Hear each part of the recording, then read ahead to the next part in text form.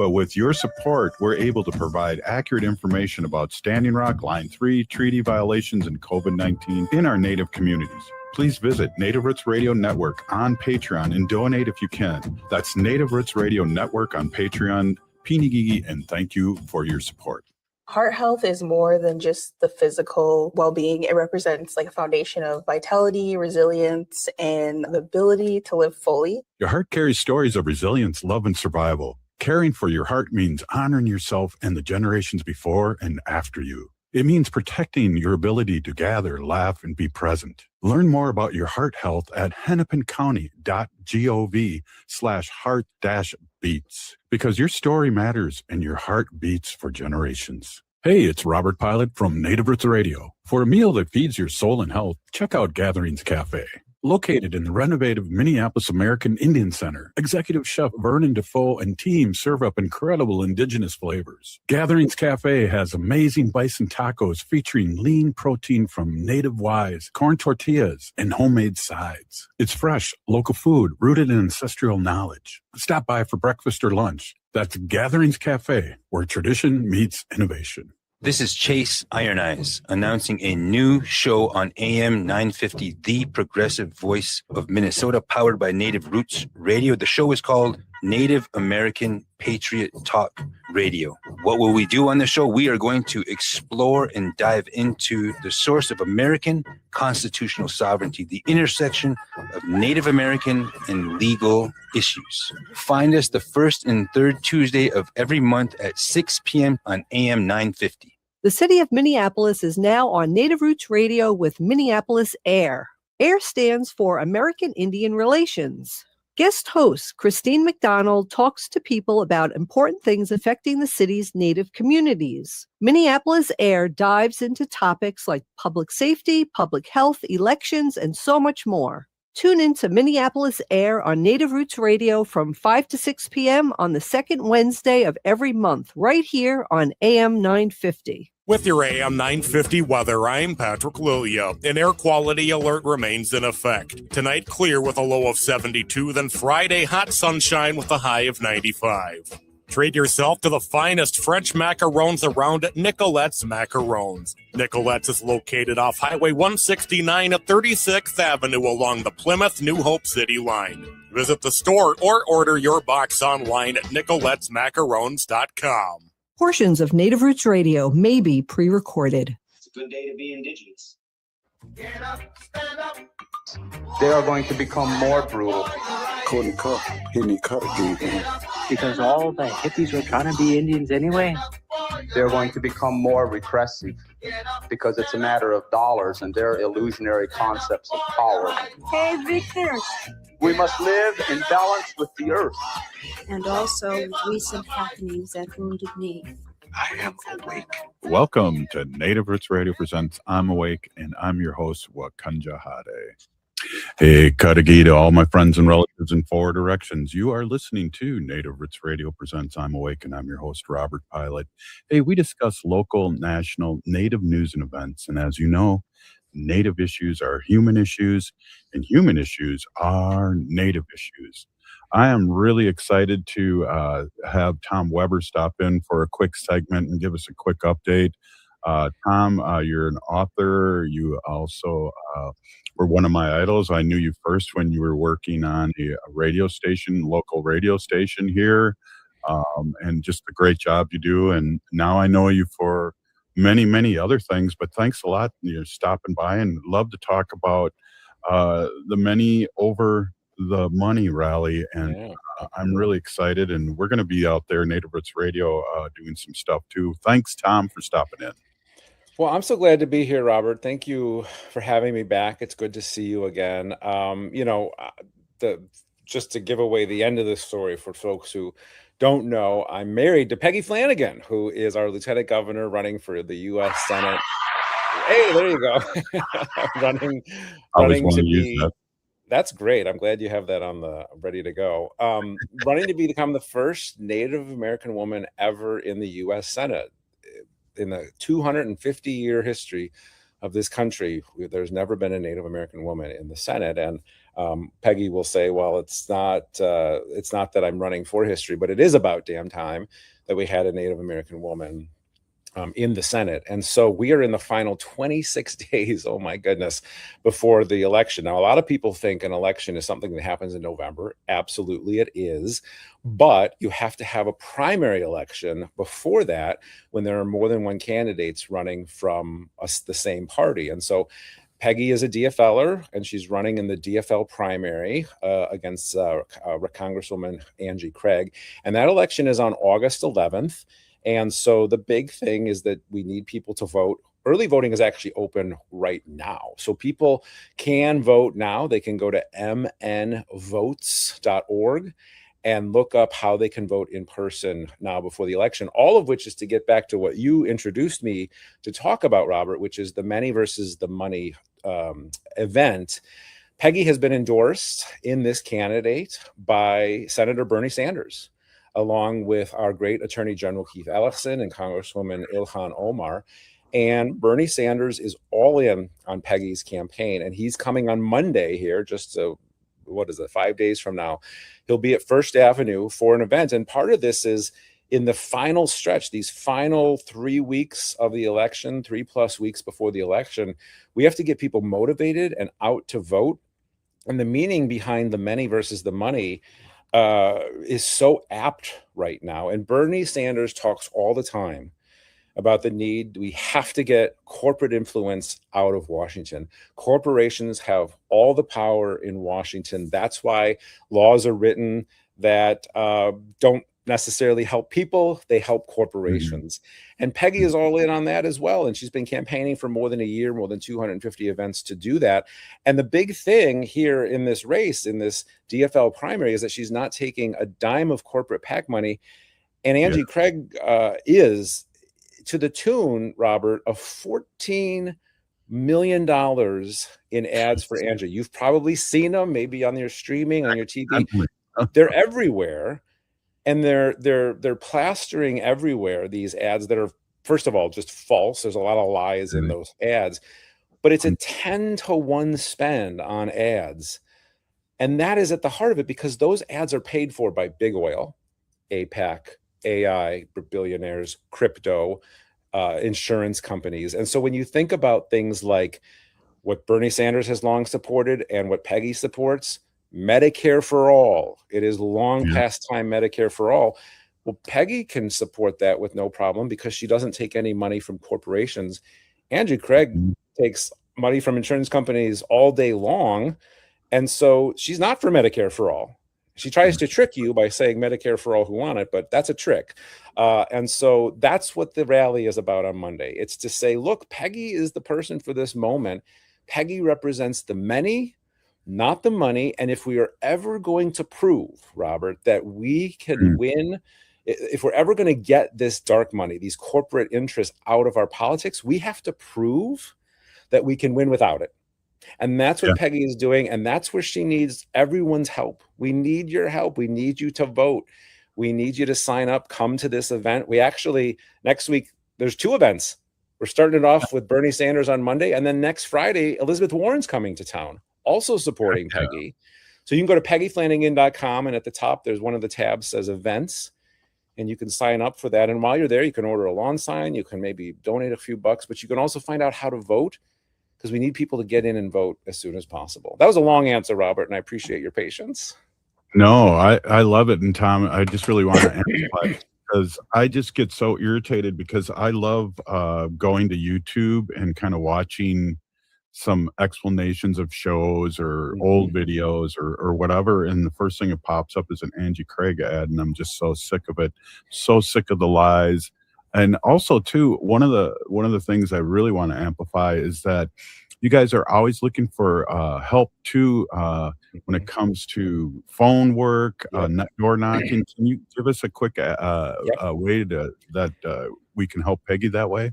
That's right. And if you look under my name here, Peggy Flanagan for U.S. Senate, that's how you spell Flanagan. Sometimes people don't get it right. But if you go to peggyflanagan.com, again, I mentioned in the top, you can pick the events button for that Elizabeth Warren rally. And then you can also click at the top volunteer.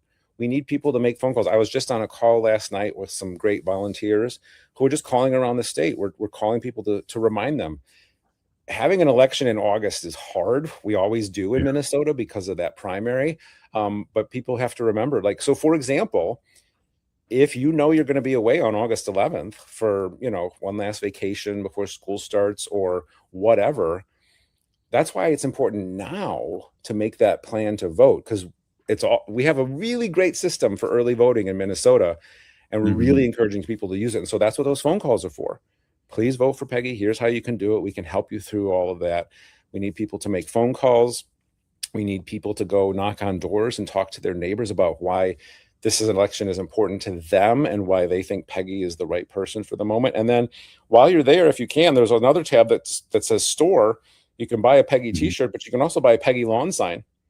Put a lawn sign in your yard and fly that flag proudly as well. Yeah, that's great. And I can't wait. We're going to make it there. We're going to probably do a little magic with the station when it comes to doing a live from there, maybe call into the station. But the producer, as you met Misko, the producer, she'll be there with me. And we can't wait to cover this. And I forgot to mention, it's at First Ave, so we have a cool venue too, which is really, really awesome. Peggy, we all have our First Avenue stories, our First Ave stories, so we're really looking forward to it. And Bernie Sanders has been great.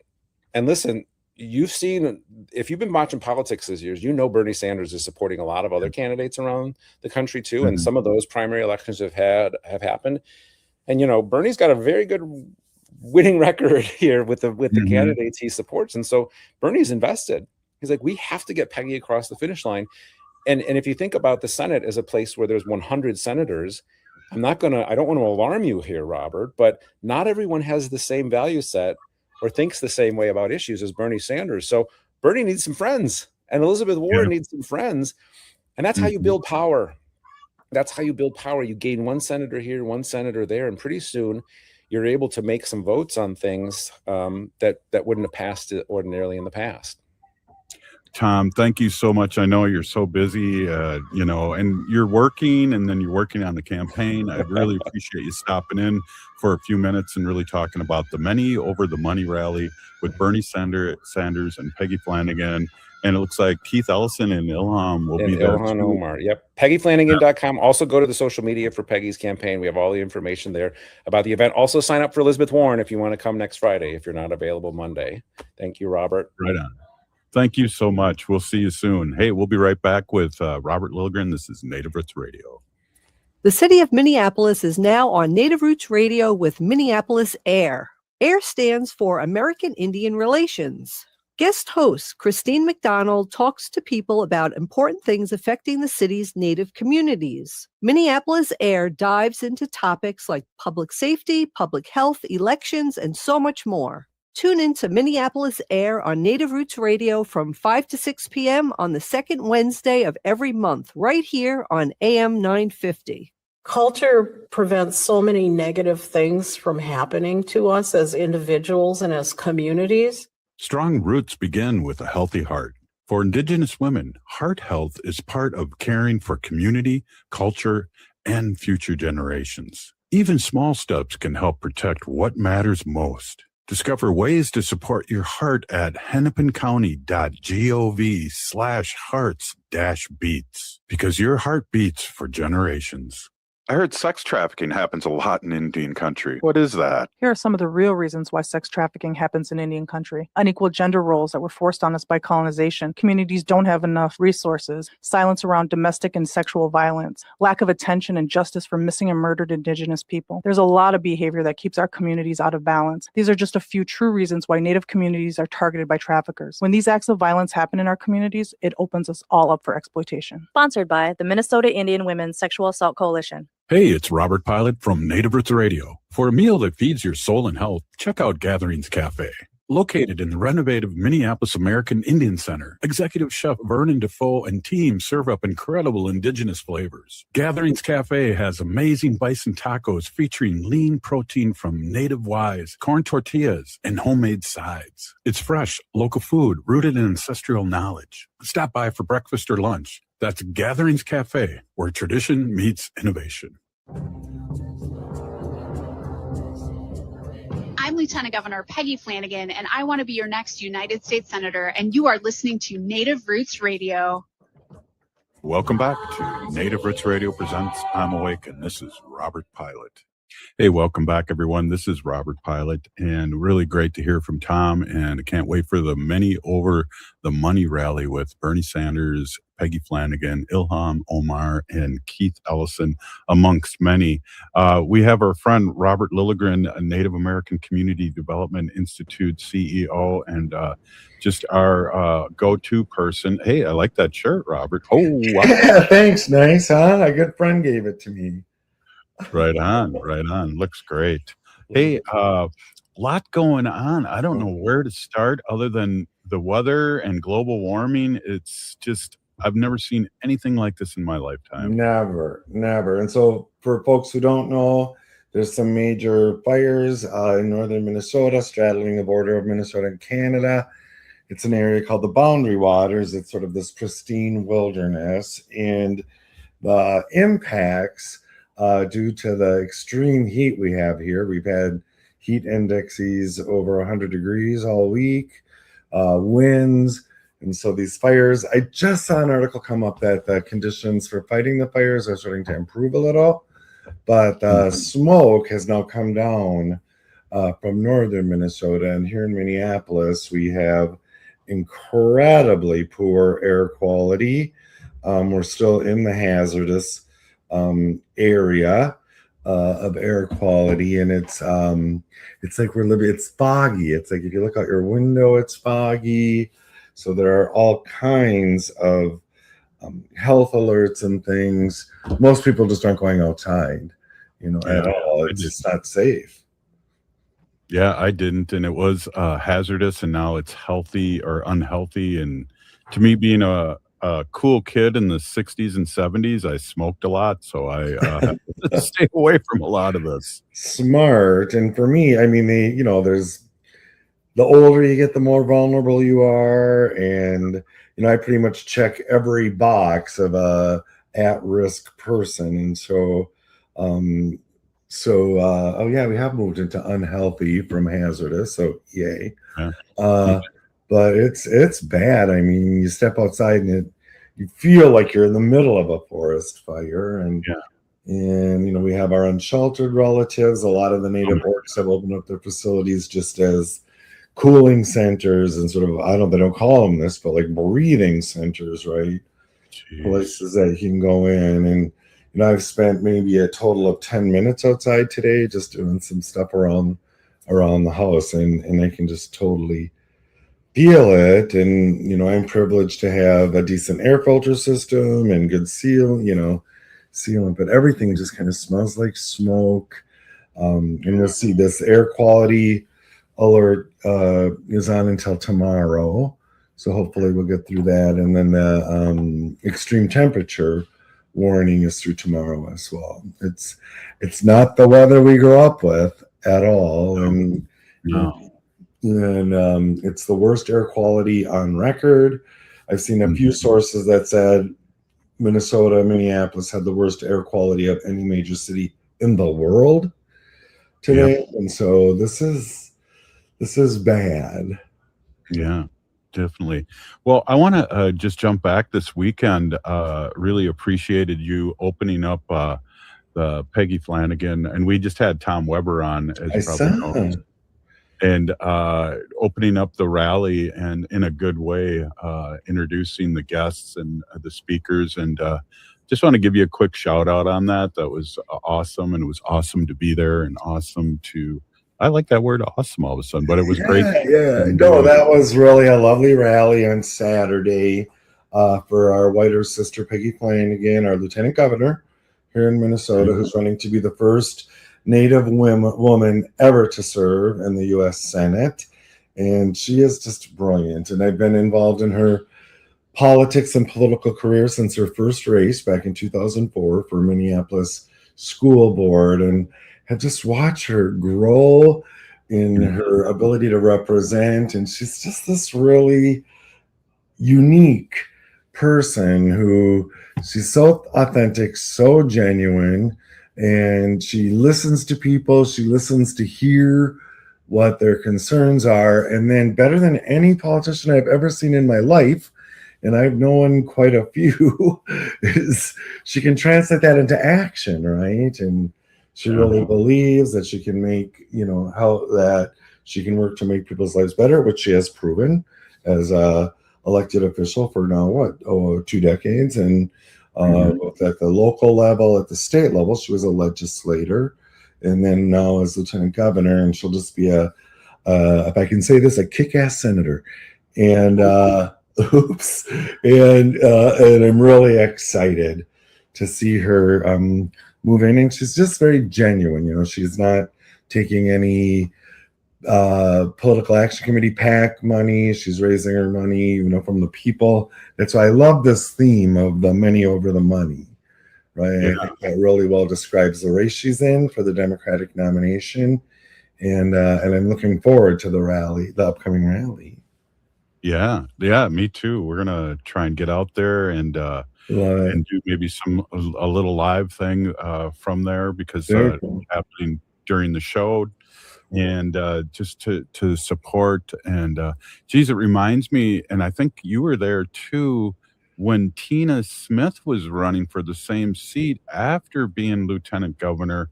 Bernie came and spoke at First Avenue too. So hopefully lightning's going to strike twice in the same place. Let's hope, right? And, Tina Smith, our current junior senator from the state of Minnesota, was lieutenant governor. She was the best until Peggy Flanagan came around. I'm a little biased. Came along. She was the best staying lieutenant governor and working.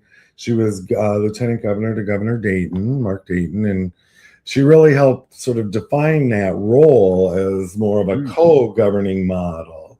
And the Waltz Flanagan administration has continued with that.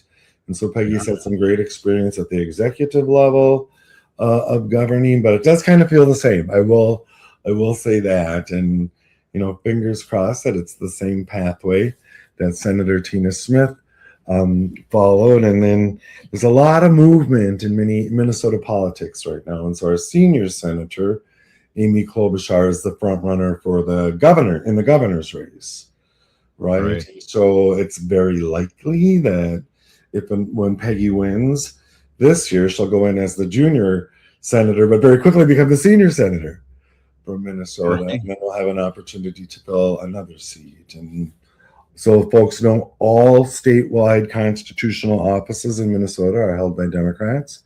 So we feel we're kind of a purple state operationally, but really from a statewide electoral perspective, we're solid blue. Yeah, definitely. And the things that are happening nationally too. And I just got to mention this, and I hope to hear a good chuckle from you, but the orange one has anointed the pillow guy. Right. It's his pick for governor. Right, which I think just helps Democrats, right? I mean, he's going to drag the whole Republican ticket down. And, we've seen everything. It seems like everything this president touches, goes down, turns to crap, right? And so hopefully that'll be consistent with the Minnesota governor's race.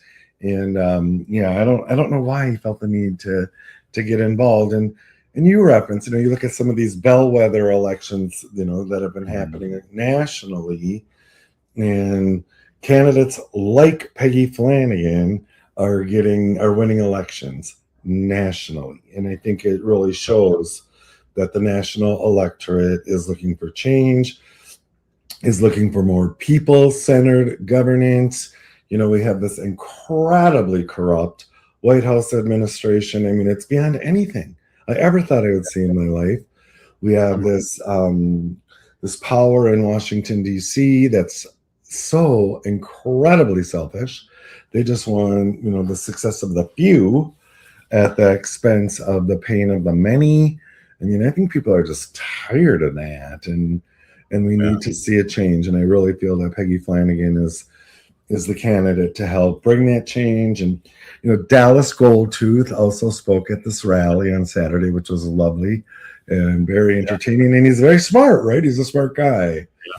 And he was really straight up with folks there. It was at the Minneapolis American Indian Center. And he said, one election isn't going to change everything and isn't going to make all the difference. And he said, but it's an important thing to do, you know, and I thought that was really a smart perspective. One person isn't going to change the whole Washington, D.C. Power structure, but at least we'll have a place at the table, right? And we'll have a Native voice in the mix. Well, and you being a former community, before you were elected, a community person, and he's a community person, boots on the ground. I always got to tell him that when Standing Rock was happening, the Dakota Access Pipeline, I really appreciated his daily updates of what was going on, because we were bringing students out there, we were bringing supplies, and it was hairy out there, but he really is a community worker. He is, and you know, I'm glad that you brought that up. So yes, during Standing Rock, which is such a pivotal moment in this country, you know, it was good to know what was going on the inside. Spending time there was profoundly impacted me and my work. But going back, you know, so I was very grassroots kind of community organizer, community activist. Then I ran for and got elected to the Minneapolis City Council, the first Native person ever elected to office in Minneapolis. And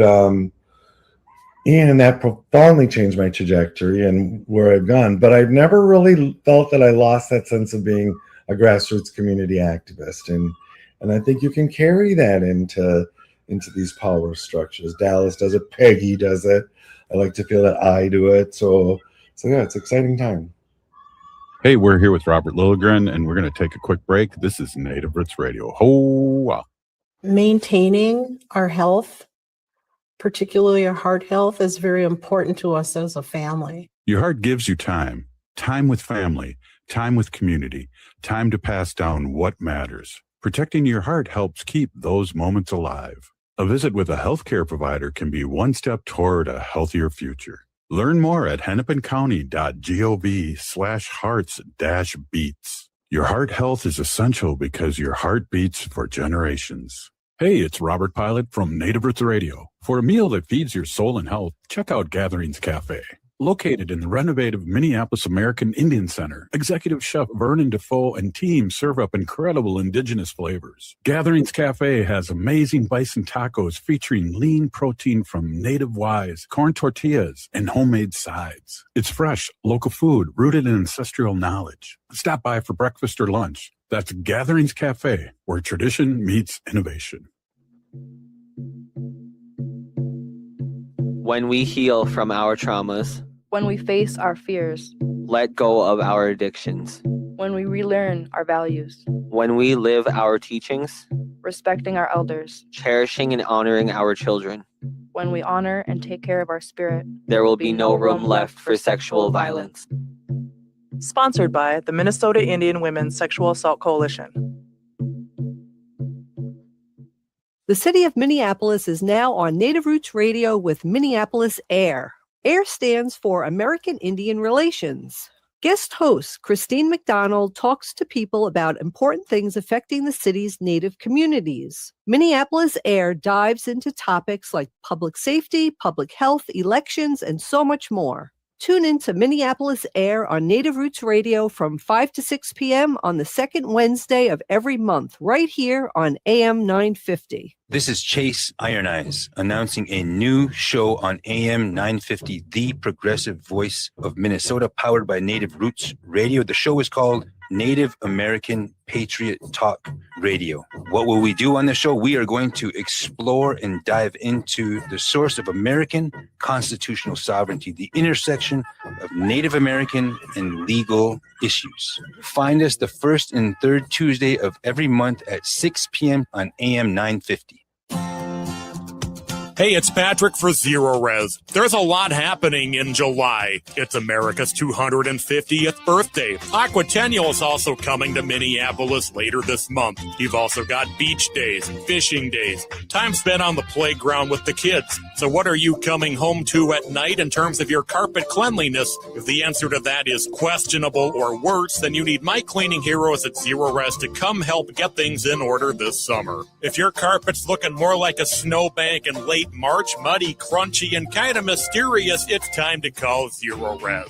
This month, get 3 rooms of carpet cleaned starting at just $139 and get your air duct cleaned starting at $599 per unit. Schedule your appointment at ZeroResMinnesota.com or call 9520-RES and say you want the AM 950 special. Back order forward spells the same. Zero Res. With your AM 950 weather, I'm Patrick Lilia. An air quality alert remains in effect. Tonight, clear with a low of 72, then Friday, hot sunshine with a high of 95. Treat yourself to the finest French macarons around at Nicolette's Macarons. Nicolette's is located off Highway 169 at 36th Avenue along the Plymouth-New Hope City line. Visit the store or order your box online at nicolettesmacarons.com. AM 950 KTNF, St. Louis Park, Minneapolis, St. Paul.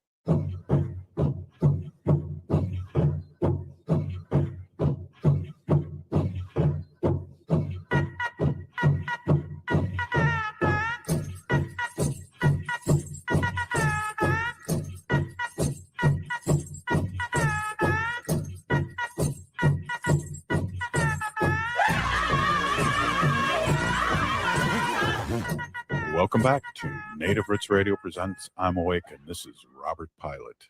Hey, welcome back, everyone, and I am Robert Pilot, and we are with Robert Lilligren, CEO of Native American Community Development Institute here in the Twin Cities, Minneapolis, and love talking politics, and later on we're going to talk about the great things Native American Community Development Institute does, but right now, there's so much going on, Robert. Tonight, not all the stations are playing this live, and I really appreciate to hear that. The mainstream media's got to wake up here soon, and hopefully this is the beginning, because this conspiracy thing, you know, it's interesting. They talk about, you know, how the elections, you know, in 2020 especially was, you know, illegal, done wrong, but yet they have the president, they have the House, they have the Senate right now, and I mean, they just don't make sense, Robert. None of it makes sense, Robert. I agree. And so tonight, our president is scheduled to do a primetime address the nation, which, you know, historically has been kind of a big deal. It's at 9 o'clock Eastern time, so 8 o'clock our time, and as far as I can tell, most major networks aren't even going to carry it, because it's, so far what we understand is it's going to be an address that questions the results of the 2020 elections. He is likely to claim that the 2 senators from Georgia, were Democratic senators, were not really elected. I mean, all this malarkey that has been disproven over and over again. Data shows the percentage of voter fraud in this country is extremely low, extremely rare. I mean, it's in the 0.0000 something percentage. And so this is just some kind of delusional fantasy of a deranged, you know, president. And so in my opinion, I'm not going to watch it. I mean, what's the point? I don't want to sit and be lied to, you know, through a whole presidential address. And so yeah, it's going to be weird. Everything is kind of weird in our federal government right now. Yeah, well, just hopefully there's not going to be a precursor of actions against people voting and getting ice at the election things. Hopefully that's not what he's going to be talking about tonight, too. I don't know if I'll be talking about that, but as we've talked about before, I mean, here, and I'm sure in other communities in other states, we're very much preparing to rapidly respond to whatever kind of federal intervention we have in our voting as we approach the midterms. We fully expect something's going to happen. We might not 100% know what that is, but as I talked about on Saturday at the Flanagan rally at the Minneapolis American Indian Center, we don't know what the federal government's going to throw at us, but they're going to throw something at us. What we showed during the ICE occupation earlier this year is we're ready. We can respond. Our networks are in place. We're incredibly organized. And I get the sense that some of the other targeted communities, some of the swing states and others, Maine, for example, I feel like they've been putting the organizational infrastructure in place to rapidly respond to whatever the federal government does. Have you been watching? And I've only seen clips. I don't have time to sit and watch this, but where they're grilling the person that's going to try and be the director of national intelligence, and be able to ask. And there was another one too, to ask him if the 2020 election was correct, and who won the 2020 election? That was the question. Yeah. So Jay Clayton, the nominee for the director of national intelligence, would not respond. And it was John Ossoff, the senator from Georgia, one of these, senators that Trump's going to claim was illegally elected. He was one that grilled him, and it was brilliant. If folks get a chance to watch it, I mean, Ossoff is very direct. First, he establishes with Jay Clayton, the nominee, is your role is to be frank and honest, or something. I can't remember, something like that. Yeah, right. And so Clayton agreed, but then he would not answer the question: who won the 2020 election? Simple question, right?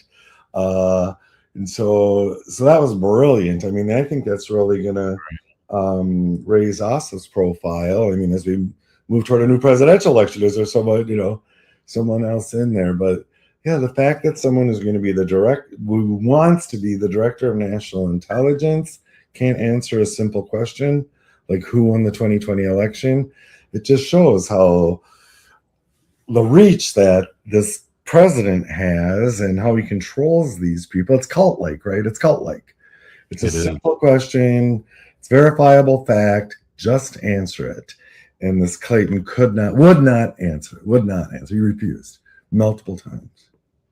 Well, what's amazing too is it's cult-like, but also finally we're getting the numbers that we should be having. And I think there was just a poll, and it was just came out, and wasn't it 70 to 28% or something like that the president's not doing a good job. And we know that, but the 28% is always going to be there. The 30%, the MAGA, and they're loud too. It seems like there's more of them, but there aren't. Right. They're not holding on to what's going on. Agree. You can connect these dots, for me anyway, back to these folks have always been there, right? But they're particularly empowered right now. I traced it back to the Contract for America and the so-called moral majority, and they're not 100% reality based. They're super selfish, right? They feel like if they're succeeding, then the country's succeeding, and they have no concern for the rest of the country. And now I just feel like there's a little bit of a sea change. And you look at what happened with the $1 trillion defense bill, where the Democrats in the Senate were able to block it, right? So they're finally, in my opinion, sort of behaving like an organized opposition party, right? If you can't win, at least you can keep the other side from winning. And I feel like there's been a lot of capitulation in Congress, and so it's really good to see now this unified approach. And so I expect we'll see more of that as we approach the midterms. And just going back to your earlier our earlier conversation about what's going to happen, what is the federal intervention in our midterm elections going to look like? And we have this Tom Homan, who is the border czar and the temporary ICE director, and he essentially said, comply, behave, or we're going to shoot more people. I mean, that isn't a direct quote, but it's a threat. I mean, he literally threatened people for standing up, opposing these federal ICE occupations. And I mean, we've been ground zero on that here in Minneapolis, and it's like, we're not going to do that. We're not going to. I'm not going to go quietly, and I think most people in Minnesota aren't going to quietly. We're peaceful. We operate within our rights. In the Native community, we're certainly prayerful on our response, but we're not going to comply. And the things that happened this week in Maine and how people have activated right away. It reminds me a lot of what we taught the country here in Minneapolis and the Twin Cities on how to deal with things like that, like murder, ICE, and it's just appalling. It's appalling. It's not like anything I ever thought I would see. 2 of the 11 murder victims of ICE are from here, right? Renee Good, Alex Preddy, right? And so we've seen it firsthand. I mean, it's brutal. It's un-American. It's illegal the way that ICE is behaving. But I just received a message recently. People are really looking to learn from what we did here and how to respond in their communities. With the latest 2 murders this week, I mean, it's incredible. And so, if someone asked me, my advice would be, it's organize, of course, stand in solidarity, things like that, but it's really remain peaceful. And we had plenty of planted agitators here in Minneapolis and in Minnesota during the ICE occupation who wanted it to turn violent, right? We saw that after George Floyd's murder. It was the outside agitators that started the violence, right? That started the riots. So it's remaining peaceful is so critical. Firm, stern, grim in some ways, but peaceful, and we'll get through this together. It's the many, right? It's the people, right? It's the many over the money. Well, and I know you guys don't want to talk about this now, but I know there's plans too, because we don't know what the federal government's going to do about our voting here. And sometimes I get a little leery too, because sometimes it seems like our police officers that are supposed to protect us almost lean and protected ICE, and it's just really convoluted. So I know there's plans out there how we can protect our voting citizens, and so that's things going on behind closed doors that I'm not privy to, but I know there's plans.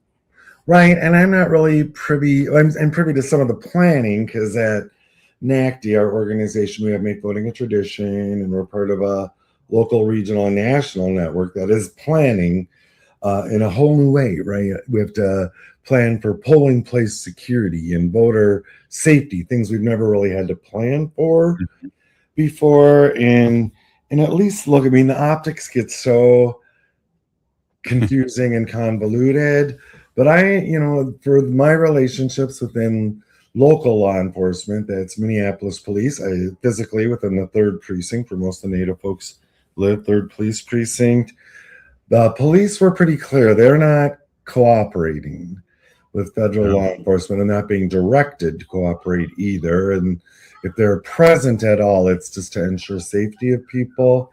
And so now we're having to get, more nuanced in our understanding of law enforcement and the relationships. Hey, we're here with Robert Lilligren, and we're just having our friendly Thursday chat. More to come. Would love to talk updates on what's happening with Native American Community Development Institute, which just is a shining light in our community, and all the things that happen there. And so we'll be back after a short break. Please stay with us. This is Native Roots Radio. Oh, wow.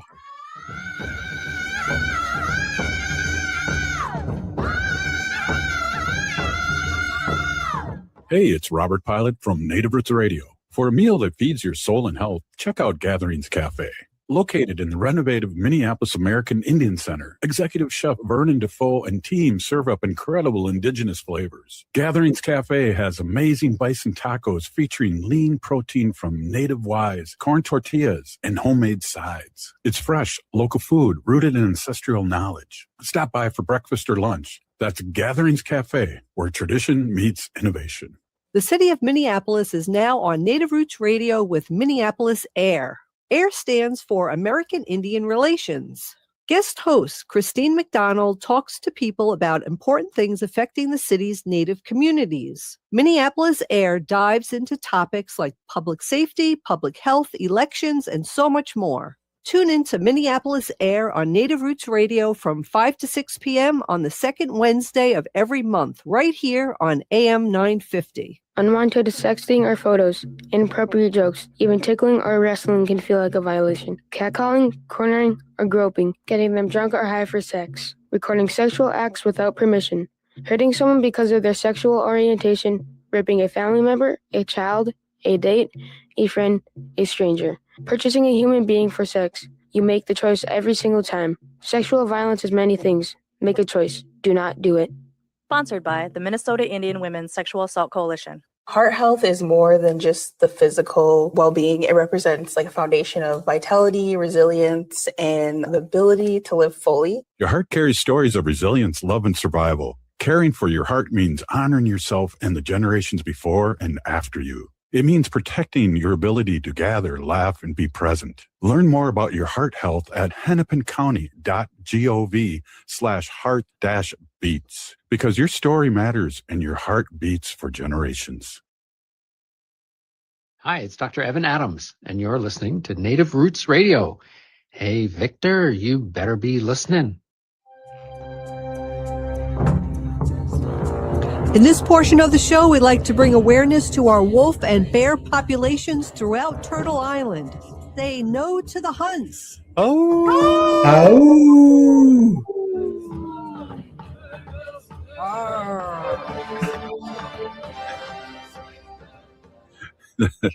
I always love, welcome back to Native Roots Radio. I always love where you hear Wendy kind of do the bear roar. Laugh every time. It's just crazy. Hey, I'm here with Robert, and we're all here with Robert Lilligren, our White Earth Ojibwe relative and president and CEO of Native American Community Development Institute. A lot going on. I know the weather and the smoke and things like that have called off a few things, but, you know, just give our audience, maybe the audience that are just listening for the first time, a little overview of this organization that you work with. Yeah, thanks, Robert. So it's Native American Community Development Institute, NACDI.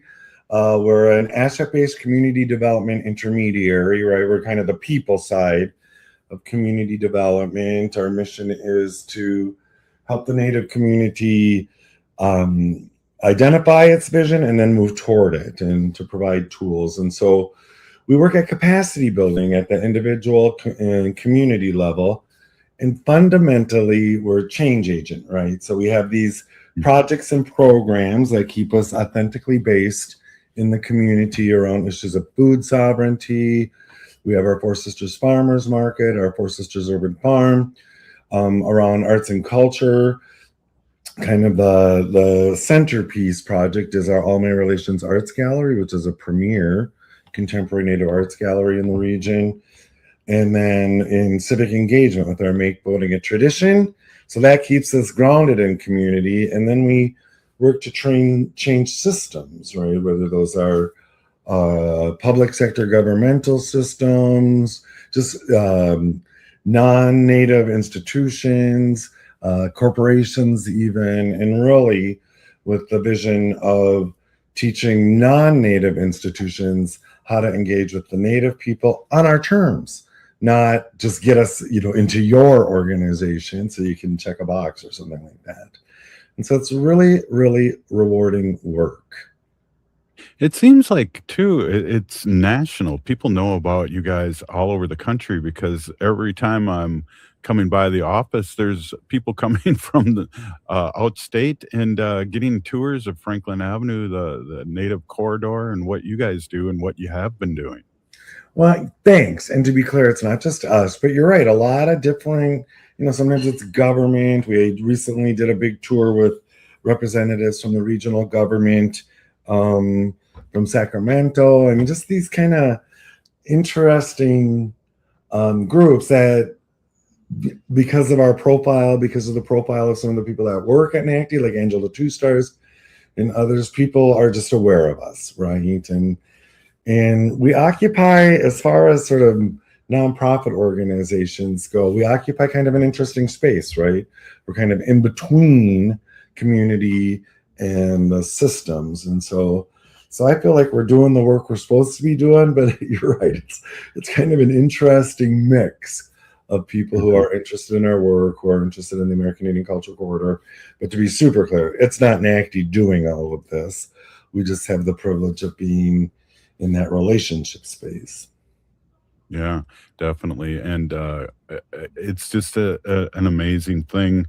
I love going on Franklin Avenue, the corridor. The Native American Community Clinic is building up there. And then, yeah, that's gorgeous. The Indian Center. And then down the street. Yeah.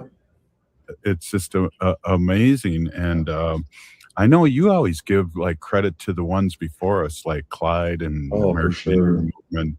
Can you talk just a little bit about those icons? Oh, for sure. So, of course, people know the American Indian Movement was founded here, very near where the American Indian Cultural Corridor is sort of on the American Indian Cultural Corridor. And two of the primary objectives of AIM were, one, to base the progress on restoring, re-embracing culture, language, tradition, family ways, spirituality. And another was to establish agencies to help us move toward that objective. And so we really live and operate within the legacy of those elders. I call them the founders. You know, we're losing a lot of them lately. They're walking on. And so for people like us, you know, are kind of generational bridges, it's like, what do we do with this legacy? How do we not squander it, but really leverage it into ongoing progress and really bringing the next generations along?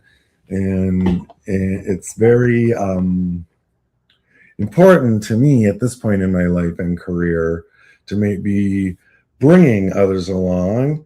And then right now, and I don't know if we've talked about this, but I've been talking a lot about it with others, is that someone at my point of life, I just turned 66 a week or so ago. And, you know, how am I stepping out to make room for the next generation leadership that's emerging? And they are ready, man. It's really their future now. So how am I, or how are we supporting them into leadership?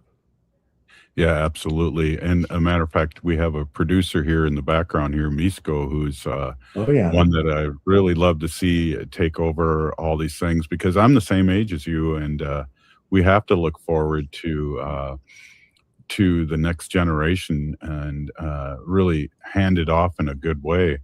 And I see, you don't see this, but she's in the background, and she's wearing the exact same shirt I am. Okay, I love it. I was going to comment on your shirt. So that's this year's version of the Make Voting a Tradition t-shirt. We do a different version here's Misko. Nice. I like it. It looks good, Misko. And but this has been probably our most popular one, and I think it's our first tie-dye, and we try to put significant colors every year. But this one was to represent water, which through research with Native voters, we've identified water, the environment, caring for Mother Earth is a primary reason Native people get out and vote. And so we're really trying to elevate that and to leverage that into motivating Native people to vote. And that was the purpose behind the t-shirt you're wearing. And I will say, I think it's been our most popular t-shirt. And they're pretty popular overall, but that's our most popular. It makes my eyes pop, my brown eyes pop with the blue background. I love it. I love it. I love it. Hey, I want to put up what Misko put out on the interwebs. I love it. And let's get out the vote, right? And definitely. Yeah, one of the interesting parts of our Make Voting a Tradition, MVAT we call it, has been partnering with national organizations and then with artists, Native artists, to really do research about what motivates Native people to vote. And we've learned some really fascinating things. Environment is a huge one. Another thing we've learned is that women in their households and families get the other family members to vote. And so focusing on women and especially women heads of household, and the other is sort of bookending it, focusing on young people who are either voting for the first time or just going to age into voting, and then elders who can help kind of move their households, their families along. And so it's not, I mean, it's organizing fundamentally, but it's also adding data and research to informing what motivates Native people to vote. Wow. Yeah, great. And I got to remind everyone too, it's a nonprofit. So you aren't talking about certain political things, but I'll tell you, the 2 cycles ago, I know Make Voting a Tradition and a couple other organizations got 8,000 new voters up north on the tribes, brand new voters, never registered. And that made a big difference. And I believe that's why it's so important that somebody like Tom Weber or you come on this show and speak your truth. Love it. Yep. We're a nonprofit, so it's nonpartisan. So any opinions here are mine. I want to be really clear. They're not necessarily me. Yeah. Well, Robert, thank you as always so much. Great show. Really appreciate you and appreciate the work that your organization does and all the work that you've done over the years for our community. Really appreciate you. Miigwech for your kind words and for having me on. Right on. Hey, this is Native Roots Radio. We'll see you tomorrow. Ho! The city of Minneapolis is now on Native Roots Radio with Minneapolis Air.